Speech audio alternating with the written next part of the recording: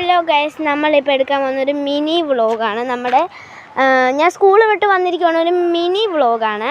അപ്പോൾ നമ്മുടെ അപ്പൂപ്പൻ്റെ കൃഷിയിലെ കുറച്ച് കാര്യങ്ങൾ എന്ന് വെച്ചാൽ ചേമ്പ് അങ്ങനത്തെ എല്ലാം കാര്യങ്ങൾ കാണിക്കാൻ വേണ്ടി വന്നിരിക്കുകയാണ്.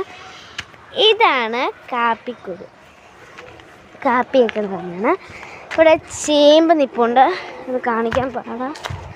പിന്നെ